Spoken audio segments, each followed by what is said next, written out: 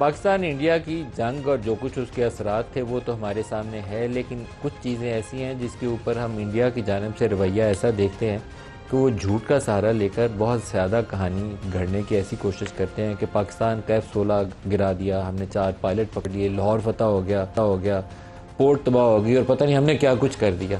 تو وہ والا رویہ قابل مذمت ہے اور قابل افسوس ہے، اس کے بعد کریڈیبلٹی رہتی نہیں ہے جو کچھ بھی وہ کرتے ہیں۔ لیکن جو وہ نعرے لگا کے اور جو دھمکی میز رویہ اپنا کے انہوں نے پاکستان کو بلیک میل کرنے کی کوشش کی تھی، 10 مئی والے جواب نے انشاءاللہ اللہ کے حکم سے اور اللہ کے فضل سے ان کی کافی حد تک تسلی کر دی ہوگی۔ ہمارا جواب نپا تولا ہی رہنا چاہیے، ہمیں وہ بڑے بڑے بول نہیں بولنے چاہیے۔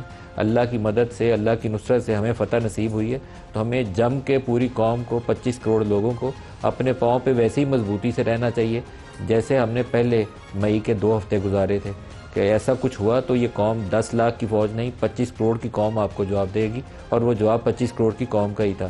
آج سینٹ کے اندر فارن منسٹر اسحاق ڈار نے کچھ سوالات کے جواب دیے ہیں، وہاں سے روزانہ ایک بیانیہ ابھی بھی آتا ہے کہ سیز فائر کی درخواست پاکستان نے کی تھی۔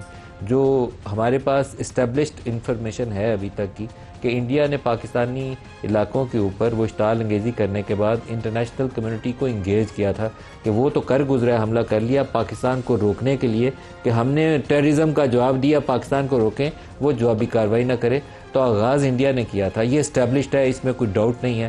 امریکی سیکرٹری آف اسٹیٹ نے اسحاق ڈار کو فون کیا اور اس سے پہلے جے شنکر سے وہ بات کر چکے تھے، اور جے شنکر والی بات کو ڈسکس کرنے کے بعد انہوں نے پاکستانی فارن منسٹر سے پوچھا کہ آپ کا رد عمل کیا ہوگا، تو انہوں نے کہا کہ جو کچھ وہ کر رہا ہے ٹٹ فار ٹیٹ تو جواب دیں گے، وہ اشتعال انگیزی روکے گا تو ہم بھی روک دیں گے۔ سعودی فارن منسٹر نے کال کیا تو اس کو بھی یہی جواب دیا گیا۔ آج سینٹ کے اندر انہوں نے پوری اس کی ڈسکرپشن بھی دی ہے، کیسے ہوا، کب ہوا، آپ بھی سنیے۔